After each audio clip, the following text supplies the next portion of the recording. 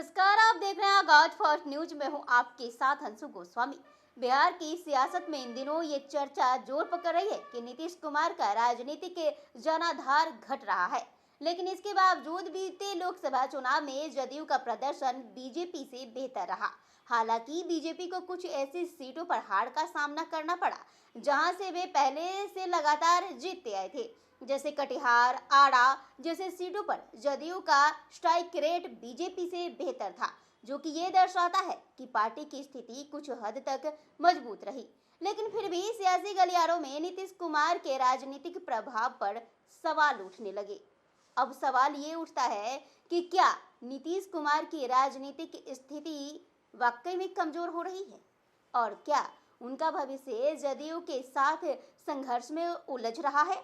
Social media पर चर्चा हो रही है कि नीतीश कुमार की स्थिति पूर्व जॉर्ज फर्नांडिस जैसी हो सकती है, जो कि अपने समय में प्रभावित नेता थे, लेकिन बाद में उनका जनाधार घटने लगा। तो इस संदर्भ में यदि वो अपने बेटे निशांत कुमार को राजनीति में एंट्री दिलाते हैं और अगर निशांत सक्रिय होते हैं तो नीतीश कुमार के नेतृत्व में आगे बढ़ते हैं, तो ये पार्टी और बिहार की राजनीति में एक महत्वपूर्ण मोड़ साबित हो सकता है। वहीं निशांत कुमार का मोर्चा थामना नीतीश कुमार के लिए वरदान भी साबित हो सकता है, क्योंकि उनकी छवि एक युवा की है और जदयू के पारंपरिक वोट बैंक, जिसमें कि लवकुश वोट बैंक भी शामिल है, को जोड़ने की क्षमता पार्टी को नए दिशा में ले जा सकती है। तो ये भी देखा जा रहा है कि अगर नीतीश कुमार खुद को राजनीति से धीरे धीरे बाहर करने की अगर योजना बना रहे हैं, तो निशांत कुमार को आगे लाकर वे अपनी पार्टी को एक नई दिशा देने की कोशिश कर सकते हैं, ताकि जदयू का भविष्य सुरक्षित रहे और पार्टी को एक नया चेहरा मिल सके। और ये कदम उनके लिए एक रणनीतिक निर्णय हो सकता है, जिसमें पार्टी की स्थिति को मजबूत किया जा सकता है और आगामी चुनाव में जदयू को नई रणनीति के तहत नई पहचान भी मिल सकती है।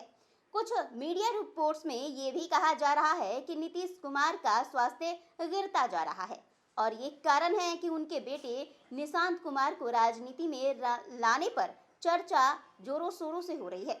यदि नीतीश कुमार की सेहत वाकई में खराब है तो ये उनके राजनीतिक करियर के और उनके भविष्य के लिए एक गंभीर चिंता का विषय हो सकता है और ऐसे में बेटे निशांत को राजनीति में उतारना एक स्वाभाविक कदम हो सकता है।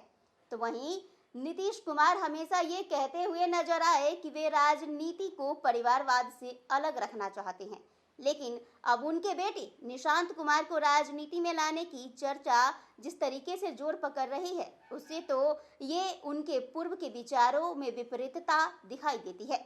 और ये सवाल भी उठता है कि नीतीश कुमार ने अपनी स्थिति और राजनीति के बदलाव के कारण अपने विचार में बदलाव किया है या फिर ये एक रणनीतिक कदम है। तो वहीं बिहार में राजनीतिक समीकरण बदलते जा रहे हैं और जदयू के लिए एक चुनौतीपूर्ण समय हो सकता है। यदि नीतीश कुमार के सामने कोई बड़ा धर्म संकट खड़ा है तो वो निशांत कुमार को राजनीति में लाना ये तरीका भी हो सकता है, जिससे कि पार्टी की भविष्यवाणी को बनाए रखा जा सकता है और पार्टी के लिए एक नई दिशा भी बनाई जा सकती है। तो वहीं नीतीश कुमार का ये कदम यदि निशांत कुमार को राजनीति में लाने का है तो इसका उद्देश्य शायद लवकुश वाली जो वोट बैंक है उसे बचाने का हो सकता है और बिहार में चुनावी समीकरणों में लवकुश वोट बैंक एक महत्वपूर्ण स्थान रखता है और अगर नीतीश कुमार अपने पारंपरिक वोट बैंक को बचाना अगर चाहते हैं तो निशांत कुमार को इस वोट बैंक से जोड़ने की कोशिश की जा सकती है। इन सवालों का उद्देश्य ये समझने की कोशिश करना है कि क्या निशांत कुमार को लाने के साथ साथ नीतीश कुमार अपने आप को जिस तरीके से स्वास्थ्य और राजनीतिक और रणनीतिक और पार्टियों के भविष्य को लेकर किसी कठिन दौर से गुजर रहे हैं, तो क्या निशांत उनके लिए ये कारगर साबित होंगे, डूबती नैया को बचाने में वो कारगर साबित होंगे। तो वहीं नीतीश कुमार की राजनीतिक जटिलताओं और उनके आगामी समीकरण कदमों की ओर ये इशारा करता हुआ ये जवाब है।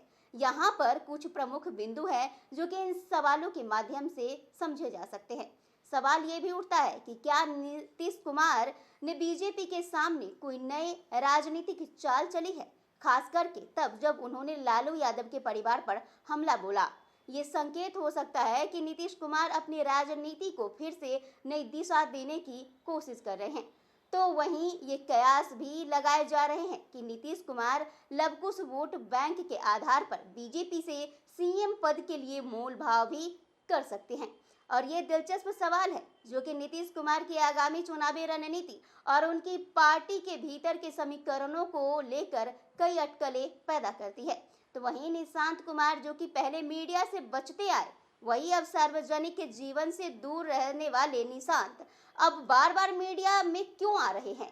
क्या ये एक संकेत है कि नीतीश कुमार उन्हें राजनीति में सक्रिय रूप से लाने की तैयारी कर रहे हैं? ये भी सवाल उठता है कि नीतीश कुमार बिहार में बीजेपी मोदी शाह की रणनीति से डर गए हैं। क्या उनका ये कदम ये डर दिखाता है या फिर नीतीश की ये चाणक्य वाली रणनीति है? इन सवालों के माध्यम से ये संदेश मिलता है कि नीतीश कुमार की राजनीति में कुछ तो नया हो सकता है, यानी कि बिहारी अगर अंदाज में कहा जाए तो भौकाल तो देखने को जरूर मिलेगा, जो कि न केवल बीजेपी लीग के लिए चुनौती बन सकता है बल्कि राज्य के चुनावी भविष्य को भी प्रभावित कर सकता है। आपको क्या लगता है, ये किस तरीके का मास्टर स्ट्रोक है नीतीश कुमार को अपने बेटे को राजनीति में एंट्री दिलाने की? कमेंट कर अपनी राय जरूर दें। देखते रहिए आगाज फर्स्ट न्यूज। चैनल को लाइक, सब्सक्राइब, शेयर जरूर करें। शुक्रिया।